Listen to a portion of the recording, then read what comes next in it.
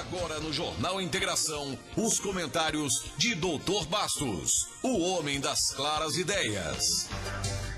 Boa tarde, amigo Marden Lopes, Rafael Oliveira, amigo Marçal, ouvintes, internautas e telespectadores na TV Atitude, agora no Facebook também. Uma boa tarde a todos. E é um bom motivo de se começar o programa de hoje, falando da nossa extraordinária escola Adriano Nobre, que está fazendo história no nosso município. Parabéns aí a todos aqueles que fazem, né, a escola Adriano Nobre, desde a equipe que dirige, à frente essa competente, criativa, inovadora, estimuladora, motivadora, porque aquela história, você precisa ser, além de ser competente, precisa inspirar. E a Silvandira tem esse feito, né? Esse feito de inspirar a equipe. Parabéns aí a toda a equipe, aqui capitaneada pela Silvandira, mas tem um grupo de pessoas extraordinárias ao lado, à frente, atrás da Silvandira, que está desempenhando esse papel. E sem dúvida nenhuma estão irrigando, né, umas cabeças pensantes que, para o nosso orgulho, para a nossa vaidade saudável, não é uma vaidade ruim, é uma vaidade boa, a nossa sociedade, a nossa juventude está exatamente desenvolvendo um trabalho espetacular, né, crescendo aí de uma maneira extraordinária, se mantendo no topo, como disse você muito bem, Marden. O difícil não é chegar lá, é se manter, porque à medida que você chega lá, os concorrentes começam a brigar, e o que eu vi aí é que os meninos são bons de disputa, né? Disputa saudável também, digo mais uma vez, que é na área de educação. Para nós, itapajaense, é um motivo assim de muita alegria, de muita satisfação, de muito orgulho ter uma escola como Adriano Nobre entre as melhores do Brasil. É a melhor do Ceará e se situa também entre as melhores do Brasil. Bom, e no momento em que nós vivenciamos tanta violência, diariamente no Jornal Integração nós temos plantões policiais, muitas vezes muito carregados, de violência, assaltos, homicídios, e isso é um alento para a gente, para nós itapajaenses, que nós não temos só notícias ruins, temos que exaltar as notícias boas. Pois é, eu acho que essas que seriam as notícias a serem divulgadas assim de maneira mais forte, mais robusta e mais repetitivamente. O caminho que nós temos para o desenvolvimento, para o progresso, para o sucesso, para a riqueza, para a felicidade, é através do estudo da educação. Eu acho que nós encontramos o caminho das pedras do sucesso, é exatamente através da educação, e temos um espelho aí, um paradigma para a própria sociedade, não só itapajaense, mas estadual, porque nós estamos dando um exemplo, para o Estado, para o Nordeste, para o Brasil, né, da competência que tem essa juventude, e para nós realmente nos dá uma alegria muito grande fazer parte, né, de certa forma, dessa sociedade, né, que nós, há alguns anos atrás, ou muitos anos atrás, também fomos jovens, que tínhamos visões futuras, que tínhamos ideias, e essa turma hoje, com essa estímulo que eles tiveram, com essa competência que eles têm, com certeza vão fazer um Itapajé diferente, um Itapajé progressista, um Itapajé de desenvolvimento, um Itapajé de cultura. É isso que nós precisamos divulgar, repetir em cada rincão dessa nossa região, a importância de uma escola bem implantada, de uma escola bem alicerçada, de um grupo de professores bondosos, determinados, que ajudam os alunos a subirem, a crescer. Eu acho que isso é fundamental. Talvez a energia mais propulsiva do desenvolvimento de uma cidade, de um estado, de uma nação, é exatamente a educação. E o importante, é importante que nós ressaltemos que é uma escola pública. Pois não tem cor, não tem não tem credo, não tem classe social. Pois é. Estão lá os melhores, aqueles que se comprometem com a própria formação. E isso é importantíssimo.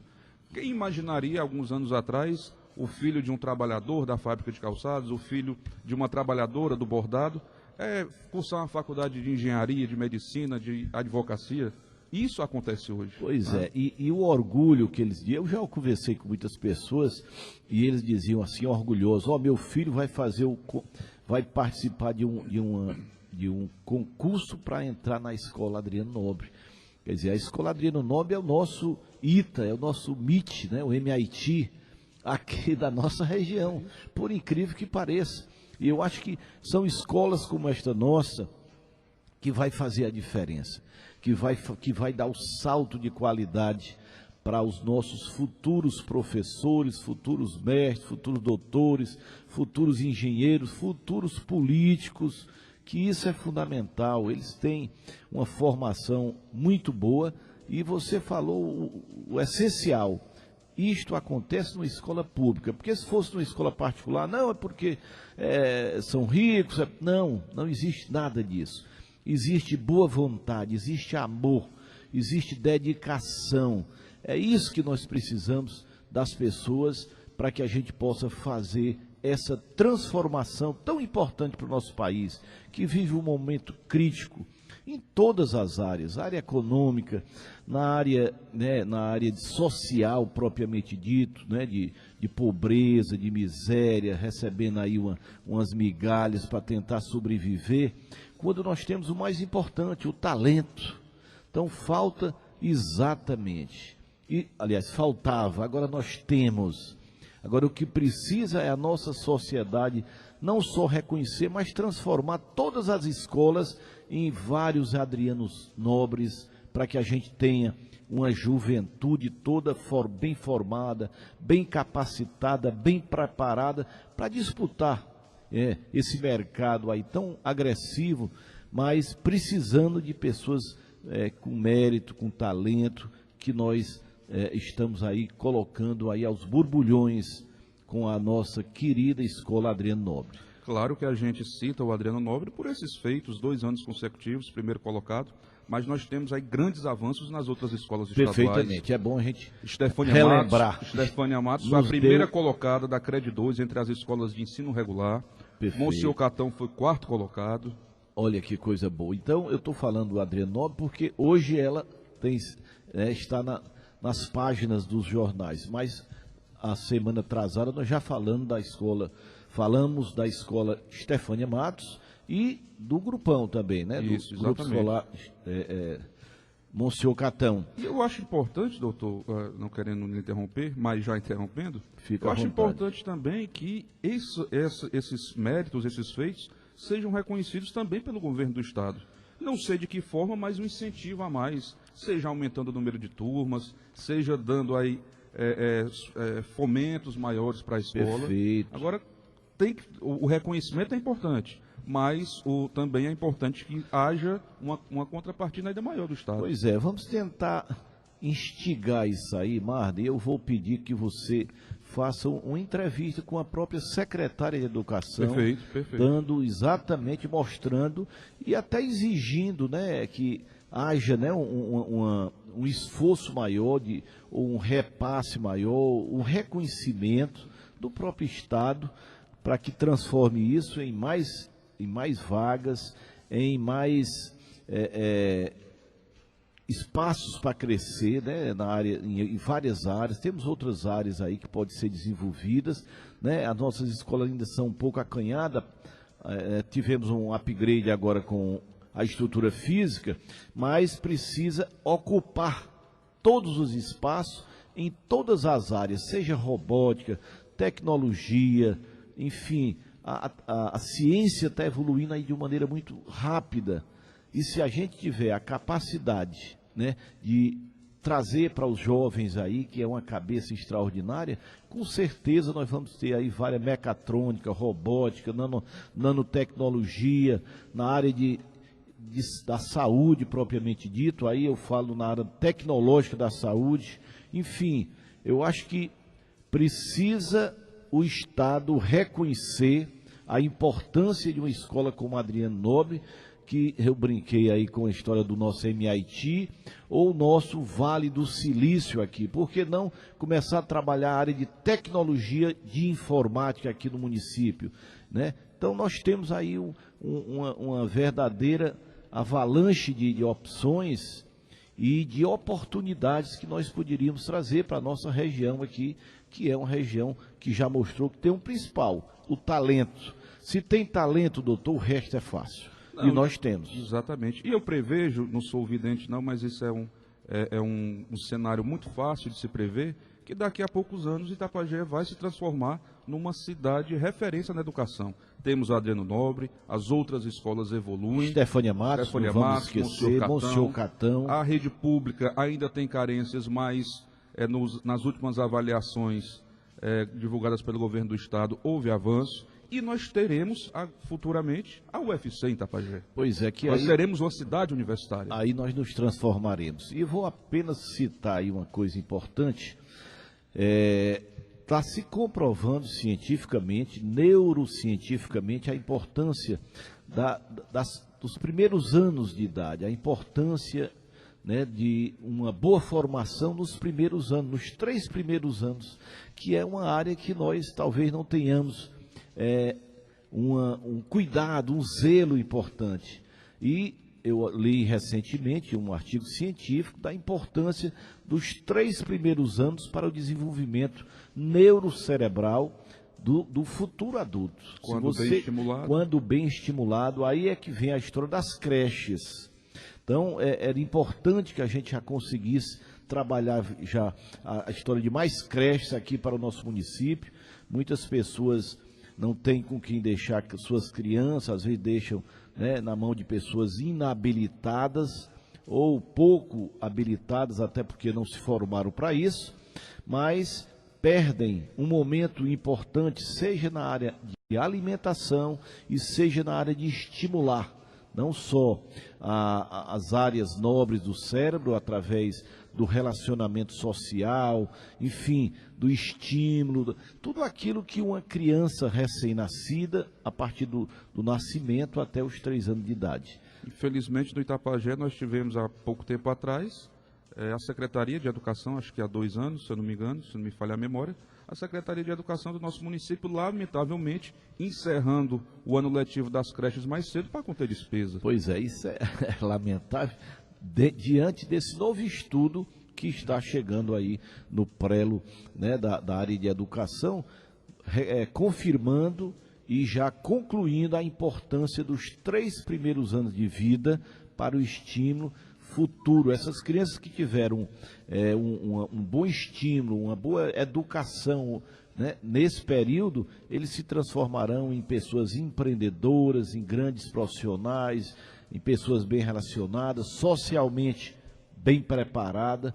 Então, tudo isso aí nós já vamos nos preocupar, né? Porque essa juventude que está aí, apesar de não ter passado por esses estímulos, tu imagina se eles tivessem tido um estímulo. Alguns tiveram, né? Os pais são cuidadosos, e é importante, às vezes a educação da própria mãe, sendo bem dedicada, brincando com a criança, lendo para ele, é importante a leitura, né, fazendo aqueles primeiros passos com a criança, aquilo ali com certeza vai ajudá-lo no futuro a ser um grande profissional, uma grande pessoa, um grande líder, enfim, estimulará bastante a parte do seu neurocérebro, né, para fazer um futuro promissor.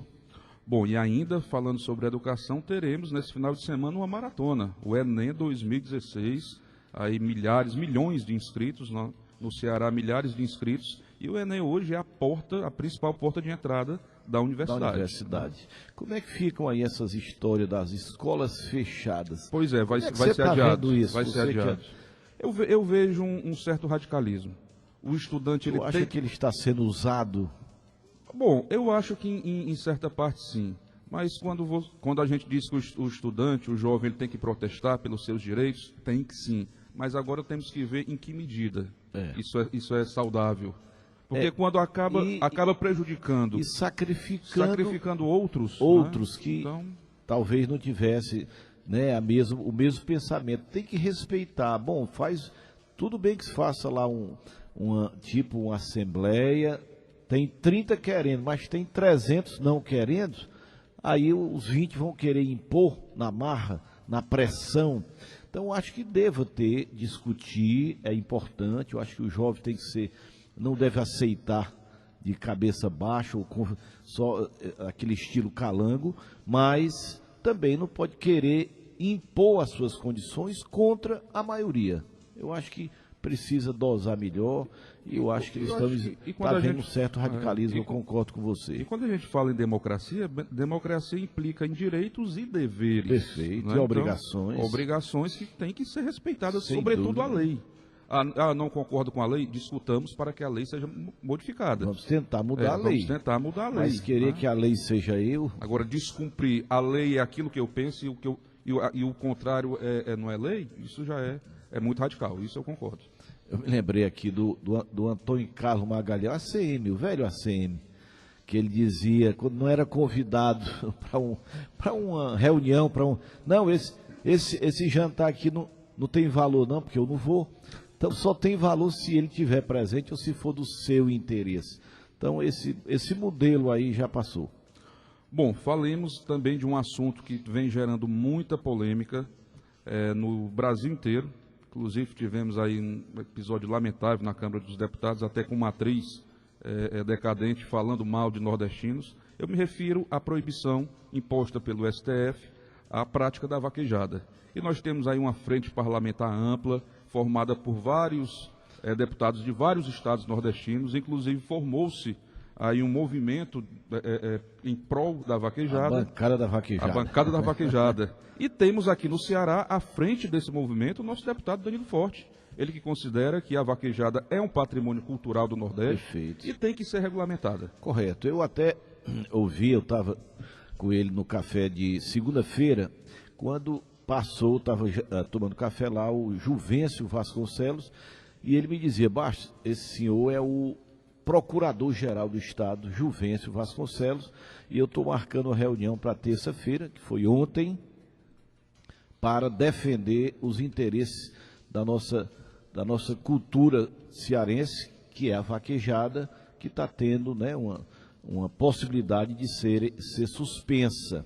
Agora, o Senado, né, e ele fez essa reunião, inclusive mandou para mim aqui um blogzinho, falando da importância e do interesse que a Procuradoria-Geral do Estado tem, né, de tentar fazer essa conciliação, né, que nem tanto, nem tão pouco. Acabar com a cultura não tem sentido. Eu acho que o Supremo tem muito mais o que se preocupar.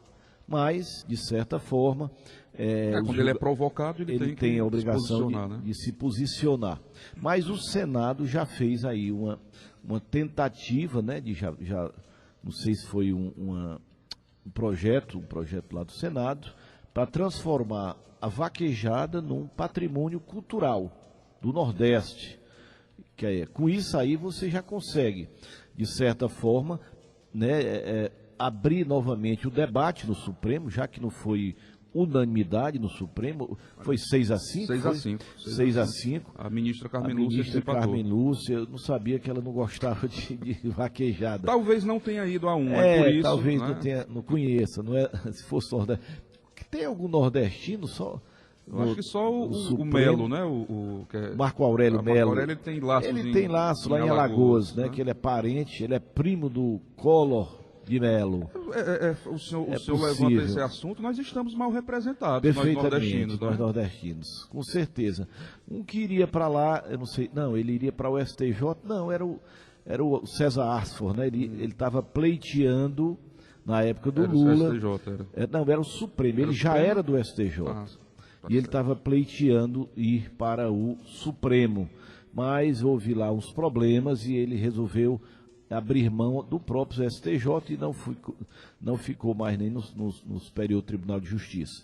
Mas realmente nós estamos mal representados por não ter nenhum. Por isso é que quando se habilita qualquer cearense a qualquer cargo, logicamente precisa ser uma pessoa idônea, claro. Nós não vamos torcer por qualquer um. Mas quando se habilita qualquer um deles para um cargo deste, eu às vezes fico preocupado quando eu vejo cearense criticando um irmão seu. A importância, eu estou citando isso porque tem uma possibilidade aí do Ciro Gomes ser candidato à presidência da República.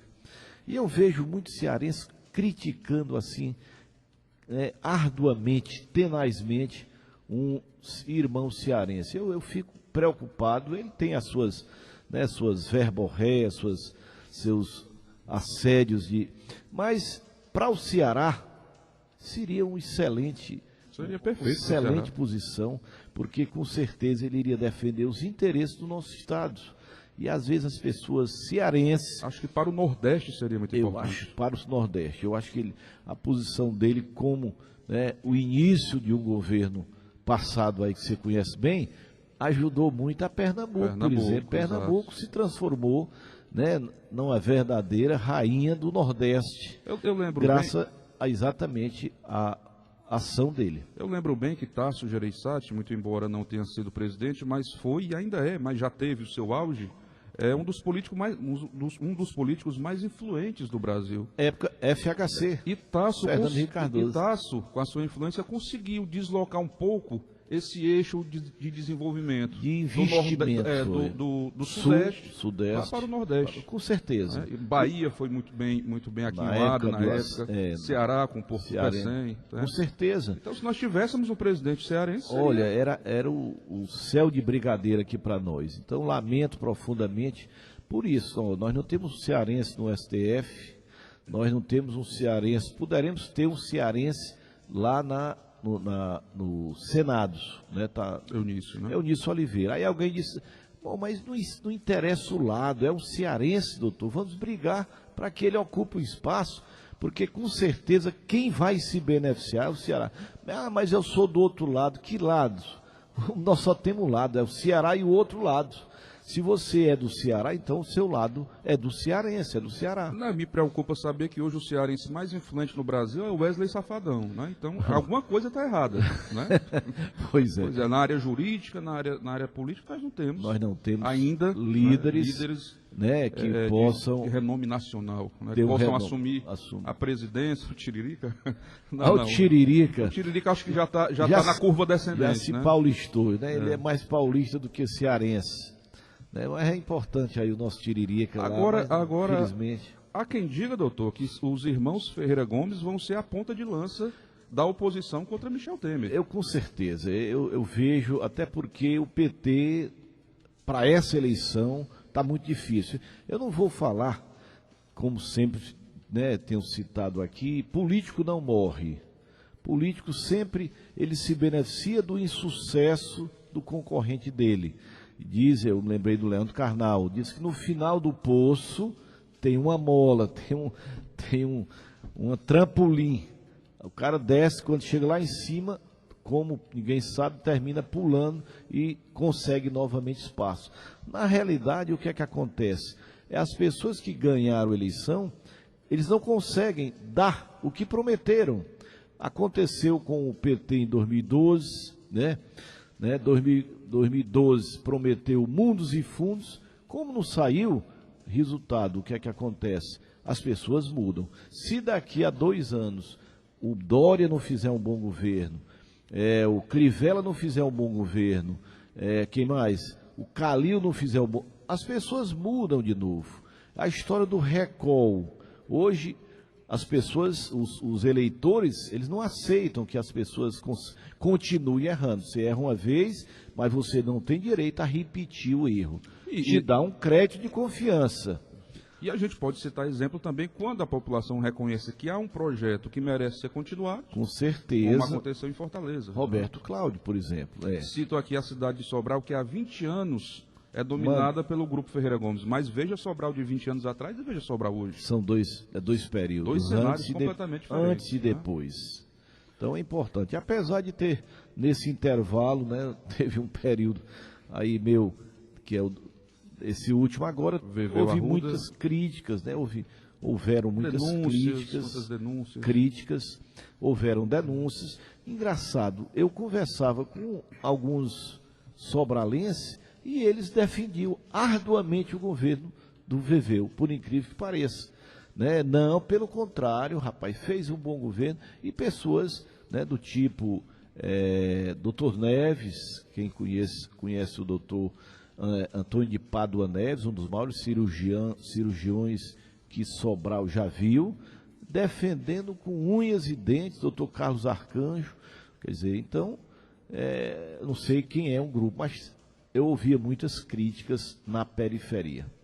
Perfeito. E nós falávamos ontem de como o PDT teve sucesso, cresceu nas eleições desse ano.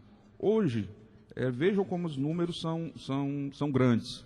75%, mais de 75% do eleitorado cearense será governado por aliados dos Ferreira Gomes. 75%. Pouco mais de 75%. E eu vi aí que o Camilo vai contar com 135 prefeitos aliados. 135 aliados. Quer dizer, dificilmente o Camilo não será reconduzido também. Logicamente vai depender do trabalho dele nesses 2 últimos anos, né? Porque não vai ser fácil. O Estado passa por uma situação econômica crítica, né? Mas aquela história, as lideranças se unindo podem fazer a diferença. E São Pedro pode ser um bom cabo eleitoral se nós tivermos inverno, né? Pois é, se tivermos o apoio de São situação Pedro, melhora a situação, muito, né? A situação hídrica melhorando, eu acho que já melhora 30%.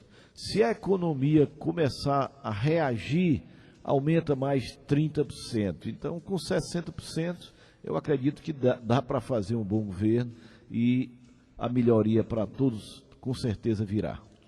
Nós temos aí, o que pode ser também um alento para os estados, é aquilo que o senhor fez uma prévia ontem, que se trata dessa repatriação de recursos. O estado do Ceará pode ser aquinhoado aí com cerca de 670 milhões, o que vai ser um reforço de caixa importante. A metade para os municípios, aproximadamente, e a metade para o estado. Tu imagina, numa situação que nós estávamos, inclusive para pagar 13º, de repente chega, né, cai nas mãos, né, dos governantes uma ajuda dessa magnitude. Muito importante. Agora, estou sabendo também que o Renan, aliás, o Senado, através do presidente, Renan Calheiro, está tentando continuar, né? Porque eles conseguiram repatriar 169 bilhões de dólares, que está em torno de 51 bilhões só de impostos, que é em torno de 30%, 15 mais 15. Então, era o dinheiro que estava lá na Suíça, nos Estados Unidos, Ilhas Caimã, né, e que não tinha uma origem, né, ilegal, vamos chamar assim. Mas, infelizmente, foram não deixa de enviados, ser. Houve a sonegação de imposto, mas a origem é lícita. Né? Perfeito, mas, né, e agora eles estão pagando, porque as pessoas pensam que a pessoa está trazendo dinheiro sem pagar o imposto, está pagando. Não sei se devido, o percentual devido, que é 15 e 15. 15% e mais 15%. 15% de multa e 15% de impostos. Né, se ele tivesse feito, né, de uma maneira legal, isso me preocupa um pouco, porque o Brasil tem sempre esse jeitinho, né? A pessoa não paga, depois o governo faz um... É como você dá um prêmio pela reincidência do crime, né? De um crime. Isso aí, de certa forma, cria uma cultura muito ruim. Você chega assim, não vou pagar imposto não, porque depois tem um refis, depois o governo dá uma anistia, depois... Então, premia quem não paga e pune quem paga seus impostos em dia. Então, eu acho que isso, de certa forma, criou uma cultura ruim para o brasileiro. A não ser não pagador, a gostar de protelar, a gostar de... Né, que é tão bonito o indivíduo que paga, que honra as contas. Não devo nada ao governo, não devo nada ao Estado, não devo nada ao município. É muito bonito, porque todas as... É como diziam antigamente, como diziam antigamente, não há nada mais valioso do que um bom nome na praça. Pois né? Só que a pessoa leva, principalmente, eu ouvia isso do Aires, do Banco do Nordeste, que ele falou aqui, o microcrédito, eles chegam a 100% né, de adimplência, ou seja, de pagamentos em dia. Que coisa fantástica, né? 100% de adimplência de pagamentos em dia. Não tem nenhum que não honra os seus compromissos. E não são pessoas grandes. Infelizmente, os grandes às vezes é que dão maus exemplos. E como eles trabalham com muito dinheiro, normalmente o buraco nas contas públicas são muito maiores. Se você for olhar aí hoje o que essas grandes empresas, grandes CNPJ estão devendo na Receita Federal, essa cifra chega, Marden, ouvintes, internautas e telespectadores, chegam a 2 trilhões de reais. Olha, imagina se esse dinheiro chegasse, tivesse sido pago. Quanto é o nosso PIB anual? O nosso PIB hoje é em torno de 5 trilhões. Né? Hoje nós arrecadamos de impostos aproximadamente 1,3 trilhões de reais. 1,3. Desses, 506 bilhões é só para pagamento de aposentados e pensionistas. A conta não fecha de jeito nenhum. Né? Então, esses números que a gente vê, uma parte do sofrimento é por esta sonegação. Se a gente arrecadasse esses 2 trilhões, isso representaria 4 anos de pensionistas e aposentados. Tu imagina aí a tranquilidade que nós iríamos ter. Então, precisa que o governo tenha, e é porque nós temos a Receita Federal, é uma das mais atuantes do mundo, a nossa Receita. As leis ainda não são tão severas, mas infelizmente, há uma atuação. Infelizmente, as brechas tributárias, por isso é que era importante uma reforma tributária para aumentar, né, essa base de pessoas que pagam impostos, né, de contribuinte, essa base de contribuinte, diminuindo, as pessoas com certeza iriam honrar e, ao invés de diminuir a arrecadação, ela iria aumentar e ficaria mais justa. Faria com que os empreendedores tivessem mais recursos para empreender, gerar mais empregos e, com certeza, gerar mais rendas. Bom, um exemplo americano, os Estados Unidos é o país mais eficiente na arrecadação de impostos, até porque lá dá cadeia e muita cadeia. Mas lá é muito simples o pagamento de impostos. Você, para pagar impostos nos Estados Unidos, você leva segundos. Aqui, para você pagar um imposto, você precisa passar. É um cipual de contribuições, de lei, de regulamento, de não sei de quê, que você termina com 30% da empresa para trabalhar os impostos. Olha o custo do Brasil, quanto é que sai. É uma coisa absurda. Bom, doutor, ainda falando sobre economia e a situação dos municípios, houve um alento nesse último repasse de FPM, houve um pequeno aumento, graças aí ao pagamento dos imposto de renda, né, que já começa a ser creditado aí junto ao FPM, mas a situação ainda é muito grave. Segundo a Fundação Getúlio Vargas, nós vamos ter uma retração esse ano de cerca de 3,5%. Isso do PIB. E 2018 ainda não vai ser um ano tão bom. É possível que temos uma retração de 0,5%. Bom, então, crescimento mesmo. Essa previsão aí é logicamente que um pouco pessimista. A economia, ela mexe muito com o ânimo das pessoas. Então, se qualquer movimento no sentido, né, de melhoria do problema fiscal do Brasil, que com essa PEC 241, apesar de divergências mil, mas é de pessoas que não entendem, que não se aprofundaram, ou trabalham, ou analisam superficialmente, se essas, né, essas mudanças que o Brasil está implementando, com essa mudança na Previdência, que deve vir, essa reforma da Previdência, uma reforma tributária, esse estabelecimento do teto para os gastos públicos, porque isso não tem lógica, você nem discutir, você vai gastar mais do que você arrecada, você vai entrar em prejuízo, você vai entrar em endividado, né? Você vê que esse ano nós já pagamos 250 bilhões Só de impostos, Marden.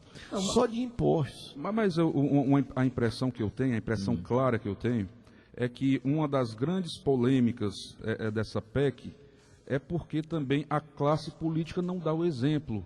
Aí você tem no Rio de Janeiro, na Câmara de Vereadores, estão tentando aprovar um projeto de lei que institui a pensão vitalícia para o ex-vereador. Pois é, mas qual foi a consequência? Tiraram de pauta, porque a sociedade não aceita mais. Aí você tem o Congresso Nacional que vão renovar frota de carros, você tem no Senado que vão comprar uma televisão de 53 polegadas para cada gabinete. Logicamente que está também errado. Pois é, essas coisas é que acabam Agora, contribuindo, né, para essa polêmica. Uma coisa não justifica não, a claro outra. que não, claro que não. Em comprar, em renovar a frota, então vamos gastar todo mundo. O dinheiro não dá. O problema vamos botar é na esse. cabeça isso. O problema é esse. Que Nós quem temos defende não dá o exemplo. Deveria dar o exemplo. Agora eu concordo contigo em gênero, número e grau. Eu acho que esses representantes públicos, né, que estão lá no Legislativo precisariam dar, e no Executivo e no Judiciário. É um remédio amargo que eles deveriam ser os primeiros a tomar. Eles precisariam ser os primeiros a tomar. A história do aumento do Judiciário, você viu que foi suspenso, principalmente com a entrada da nossa ministra Carmen Lúcia, que era completamente contrária. Então, nós estamos vendo que tem pessoas novas entrando e fazendo o contraponto. Tem gente, né, que quer, dos 51, né, nós falamos ontem em vereadores em Fortaleza, são 43. Né, São Paulo são 50, dos 51, 35 foram favoráveis. Só ficaram 16 contra. Mas quem foi que pressionou mais? A sociedade. Foram para a Câmara, brigaram lá e eles tiveram que tirar de pauta. Então, a sociedade hoje, ela se empoderou. Hoje ela é responsável, o poder está nas suas mãos. O que nós vimos em junho de 2013, o que nós vimos aqui nesses movimentos sociais, nas redes sociais, Marden, o Brasil está mudando. E nós não podemos mais achar que fazemos tudo, né? Eu lembro da minha frase que eu vou repetir aqui. No Brasil sempre foi assim, vírgula, mas não é mais. Vamos botar isso na cabeça. E a primeira coisa é a consciência, porque se continuar errado, pode perder até antes de concluir o seu mandato, como foi o caso aí da nossa presidente. É um exemplo muito interessante de cidadania, eu diria, é da população de Juazeiro do Norte. Não aceita, apesar dos vereadores ainda não terem voltado atrás, eles não aceitam o aumento de salário dos vereadores, prefeito e vice-prefeito. Inclusive, o Ministério Público entrou na briga em favor da população e vai questionar na Justiça. Muito embora seja legal, não sei se é tão ético, né, nesse momento de crise. Pode ser legal, mas moral não é, né? Principalmente porque no aumento dos funcionários, e por que vai aumentar, né? Então, a sociedade se empoderou, né, das rédeas do poder. Isso é importante. Isso está mudando, isso vai mudar, isso vai continuar, vai se aprofundar. Então, voltando aí para o assunto do futuro da nossa economia, Marden, eu não sou tão pessimista, não. Eu acho que se a coisa... Só para você ter uma ideia, no começo de 2016, o risco Brasil era em torno de 5%. Hoje, está em torno de 2,5%. Só por causa dessas duas votações. O que é o risco Brasil? É o que as pessoas emprestam ao Brasil, né, e colocam o imposto, um percentual de risco. Para você ter uma ideia, o risco do México é 1%. Né? O risco dos Estados Unidos é 0%, da Europa é 0%. Por quê? Porque eles confiam. Tem o spread, né, que tem o juro, e além do juro tem o risco. Olha como uma coisa é grave. É como você emprestar para uma pessoa, né, o banco empresta para fama de mal pagador. Pronto, né? Para o bom pagador e para o mal pagador. Para o bom pagador vamos supor, 3%. Para o mal pagador, eu boto mais 5% do risco dele não pagar. Então vai para 8%. Pois o Brasil tinha esses 5% a mais e hoje, depois da mudança com o Michel Temer, já baixou para 2,5%. 2,5%. E a expectativa, se continuar essas reformas fiscais, o Brasil vai baixar para 1%. Ainda alto, porque os Estados Unidos é 0%, Japão é 0%, a Europa é 0%.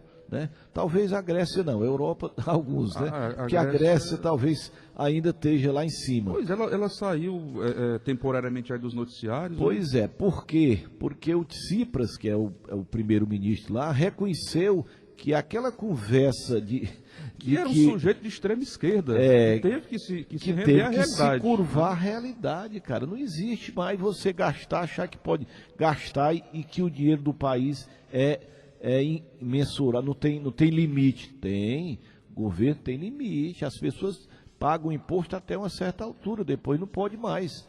Para, ou então vai para a bancarrota. Não vai pagar nem os aposentados. Isso aí era o risco que o Brasil ia correr se tivesse, né, se mantido com a mesma política anterior, não pagar daqui a um ano ou antes os aposentados sem receber. Nós já temos estados aqui do Brasil que estão pagando o salário dos seus funcionários em 3 vezes, às vezes adiando 1 mês, 2. Rio de Janeiro, Amapá estão nessa situação. Rio Grande do Sul é outro exemplo. E olha quem são os estados, doutor. Eram os maiores estados, eram os mais ricos. O Rio de Janeiro levou uma baqueada grande por causa da queda do preço do petróleo, né? Os royalties caíram substancialmente. Mas por que não guardaram uma coisinha na época que o petróleo era 100, 120 reais o barril? Não guardaram, aí realmente faltou planejamento. E a política de segurança pública, que foi tão propagada como um exemplo de eficiência das UPPs, está em franco declínio. Está praticamente agonizante, o que é uma tristeza. O Rio de Janeiro o cartão postal. Voltar a uma situação de violência de um Estado paralelo que nós já vimos há poucos anos atrás. E nós sabemos os resultados disto. Bom, e a Fundação Getúlio Vargas, ela é de fato pessimista. A economista, a doutora Silvia Matos, ela faz uma comparação que eu não sei se pode ser feita de uma forma ela diz que essa crise econômica pela qual o Brasil passa é comparável somente à crise dos anos 80, quando o Brasil literalmente quebrou. Né? Perfeito. É tão grave assim, não? Não, eu acho que não. Eu acho que não, por quê? Porque nos anos 80, o mundo todo passava por uma crise gravíssima, né? Aí tem a China, tem a Rússia, tem esse período. Agora não, agora a economia está mais ou menos, a China deu uma diminuição, deu uma reduzida, deu uma desacelerada, mas ainda está num ritmo razoável, a Índia está crescendo bem, os Estados Unidos está num ritmo um pouquinho menor, mas depois nós vamos falar sobre os Estados Unidos, porque eu estou com medo agora do Trump ganhar. Tu já pensou, rapaz? Se esse malucoide ganhar as eleições nos Estados Unidos, e ele passou à frente da Hillary Clinton ontem. Acho que se ganhar não termina o mandato, não chegou ao final, não. Eu tenho para mim que eles dão um jeitinho, mas a Hillary, rapaz, para minha tristeza, fez bobagens. Aquele escândalo nos e-mails, né? Pô, perfeito. Mas voltando aqui à tua indagação, eu sou mais otimista. Aliás, eu sou um realista esperançoso, como diz o nosso querido Ariano Suassuna. Eu acho que as condições atuais são diferentes daquela de 1980. Hoje nós temos a tecnologia a nosso favor. Hoje nós temos um mundo mais capitalizado. Eu lhe disse quanto é que tem de dinheiro aplicado a juros negativos hoje no Brasil? No mundo. 15 trilhões de dólares. É praticamente o PIB americano. Está lá aplicado em juros negativos. Né? Qualquer coisinha eles estão aí disponíveis, né, para serem aplicados positivamente. Basta que o país comece a ter credibilidade. O problema do Brasil todinho é só uma coisa: confiança. O Brasil é um grande país, é uma grande economia. Agora, o que é que está faltando? Confiança nos nossos gestores. Na medida que eles forem ganhando a confiança do mercado, as pessoas começam a investir. O empresário de fora, os fundos equities, eles começam a trazer dinheiro, porque tem muito dinheiro fora. Em 1980 não tinha.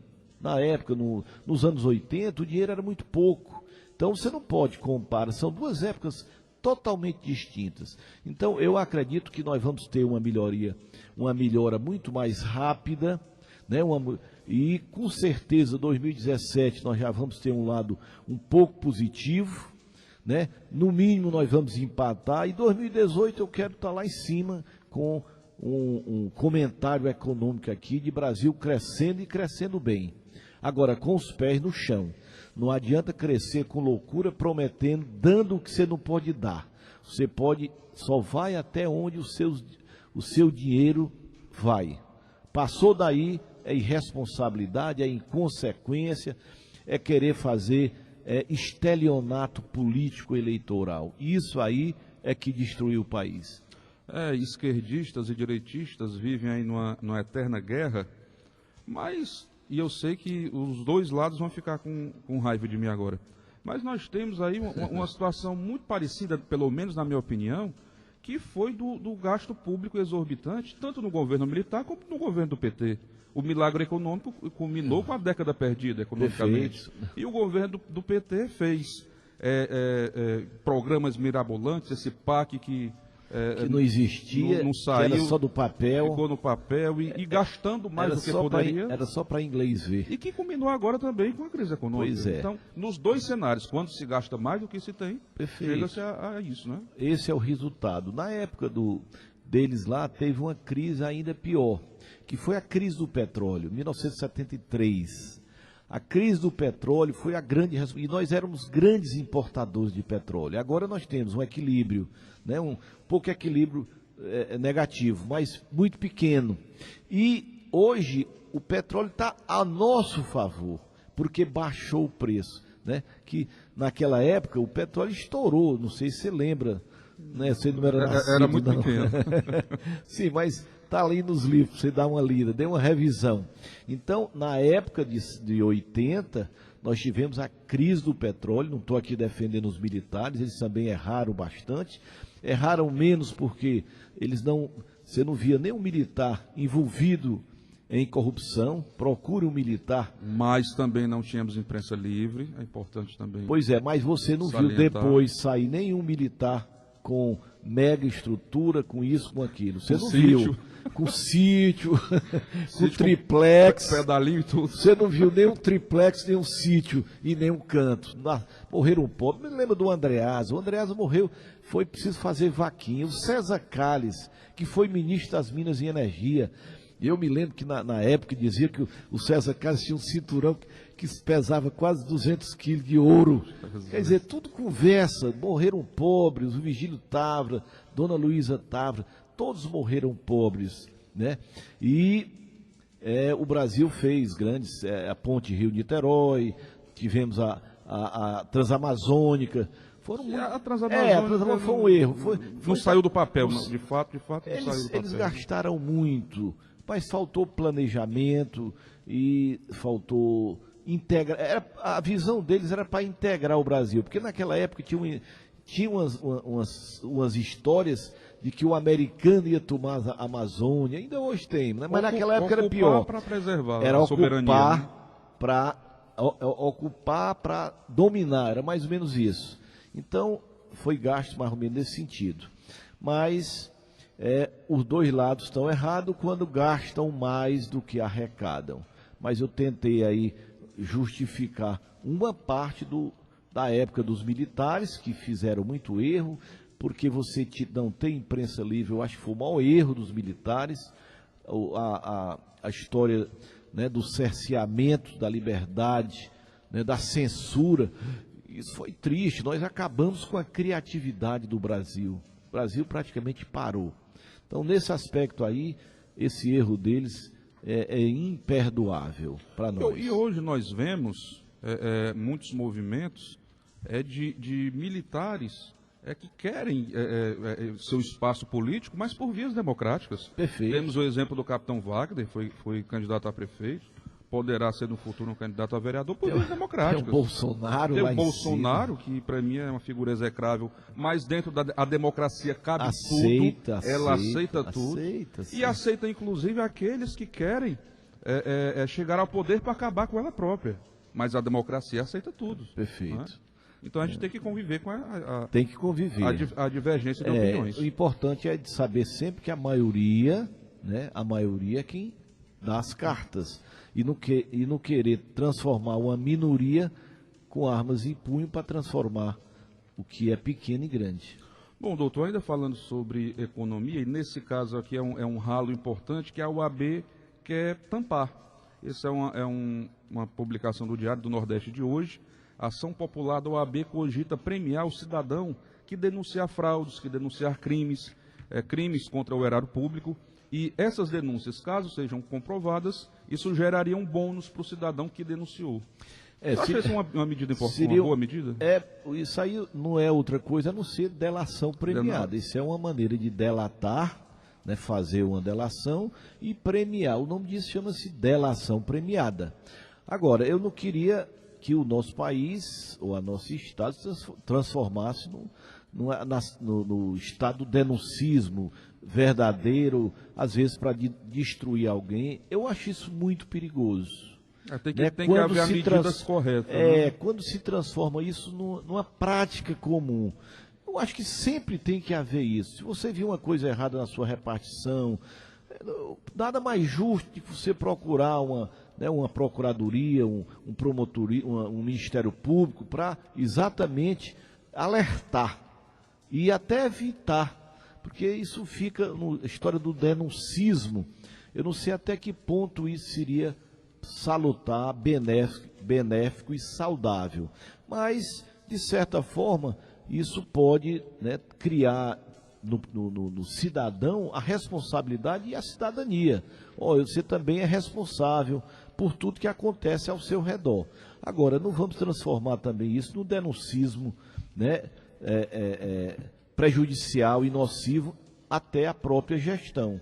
Rapaz, tudo fica tipo aquela história do Big Brother, né, para ganhar ali uns 50, 500 mil, 2 mil, 10 mil reais.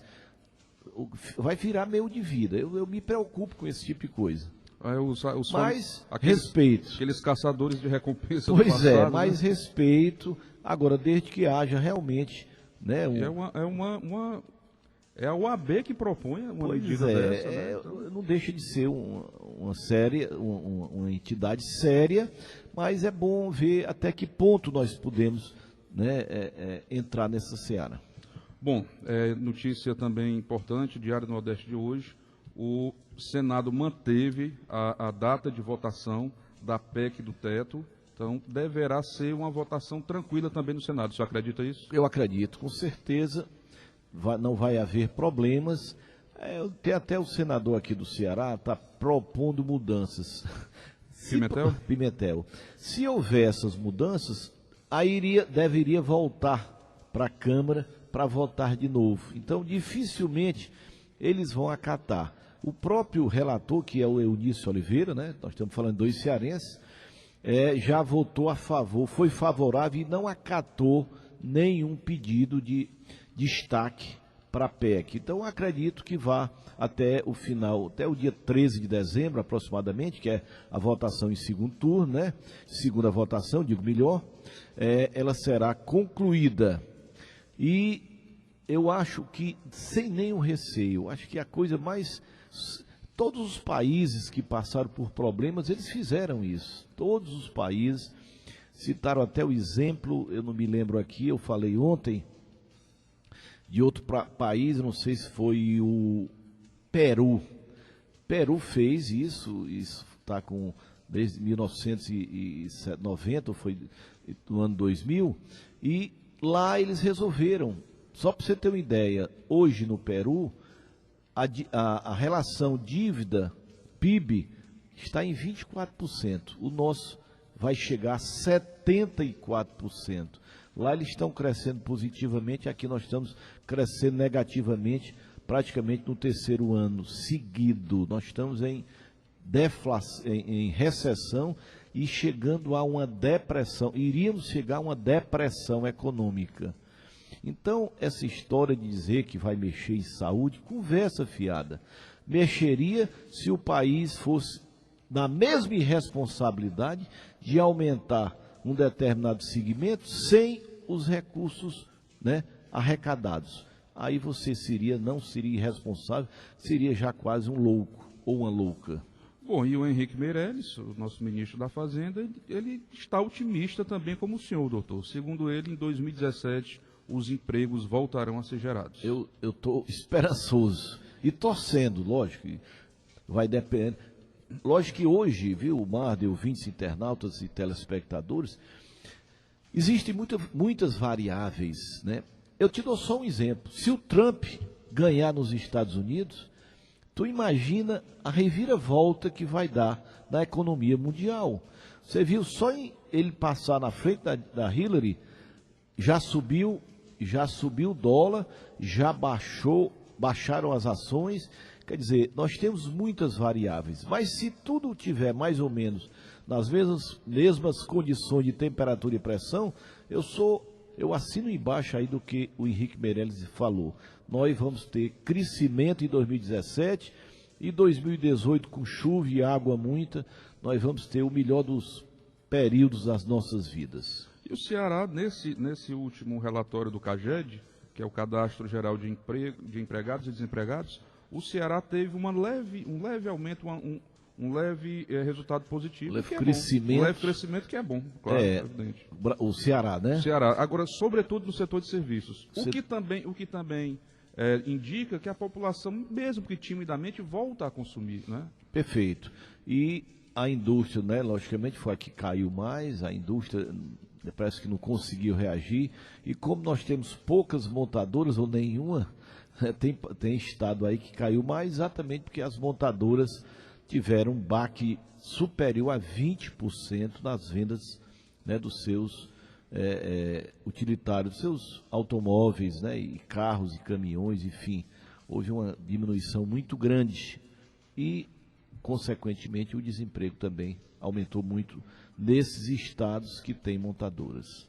Bom, hoje o nosso ouvinte deve estar atento, né? Hoje nós não tivemos muitas participações, mas é absolutamente compreensível, um feriado, dia de finados, muita gente vai visitar seus entes, né, nos cemitérios, e também, grande parte do comércio está fechado, também muita gente que ouve no trabalho também não participa hoje.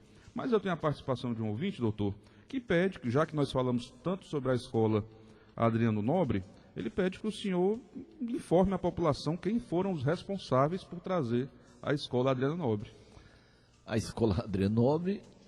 A escola profissionalizante, sim, né? Zezé Albuquerque. Zezé Albuquerque. Foi o nosso deputado, foi o grande deputado Zezé, o presidente da Assembleia, Zezé Albuquerque, foi um dos baluartes, né,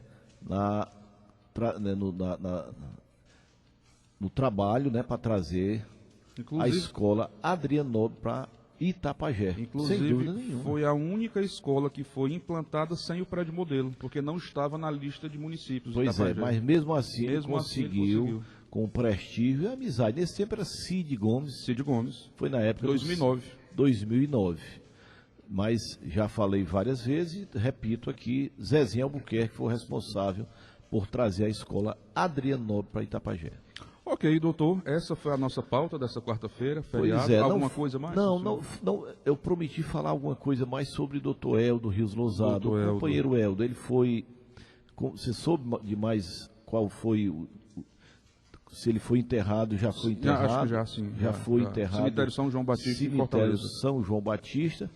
E vamos marcar qualquer dia desse, né, um sábado desse, para a gente conversar sobre esse grande amigo, né, que foi a sua última viagem, né, ontem, e a importância que ele teve para Itapajé. Foi uma pessoa que teve participação na nossa sociedade em todos os sentidos. Ele teve na área de esporte, na área de comunicação, na área do entretenimento, um grande profissional, dentista, amigo, enfim, um itapajéense que realmente de coração, que dedicou a vida ao Itapajé. Dedicou a vida, deixa saudades a todos nós. Ontem eu ouvi o comentário da Graça Araújo, ele foi nosso chefe lá na época, antigamente não era Fuseca, era posto de saúde, um grande, né? E ela fazendo, muito emocionada, falando sobre o Dr. Eldo, e ele realmente foi um grande chefe. E também, é só aproveitar aqui, eu tinha até esquecido, mas você lembrou, eu lembrei da Graça, e logo em seguida que a Graça chegou, eu recebi a visita do nosso amigo Manuel Borges. E o Manuel Borges grande seresteiro. E alguém falando da família Borges. Ele disse, doutor Bastos, diga quem são os parentes da família Borges. Aí ele mesmo cita Borges Medeiro, lá do Rio Grande do Sul, foi na época de Dom Pedro, né? César Borges, que foi governador da Bahia, foi senador. Gustavo Borges, que é o nadador dos nossos campeões aí da natação, Murilo Borges, aí eu digo, Borges, a sua família é muito ilustre. Tivemos Borges. Até um papa, que não era Borges, mas era Borgia, né? Mas é uma variante, é o Borges italiano, viu, Borginho? Um abraço aí pela sua audiência, diz ele que não esquece a Rádio Atitude em nenhum momento, e eu agradeço aí a sua audiência e essa amizade com você, que é uma amizade muito boa, dou boas risadas. E lembro também, aniversaria hoje uma parenta nossa aqui do São Joaquim, Miriam, rapaz, nossa querida Miriam Pinheiro, Miriam Bastos Pinheiro, Miriam do Vanderlei, inteira hoje 81 anos. E ela muito chateada, infelizmente o nosso querido Rude Cascais não está aqui, ela não se conformou ainda com o Rude Cascais ter saído. Realmente, Miriam, o Rude é um irmão nosso, tá tirando umas férias, espero que seja breve.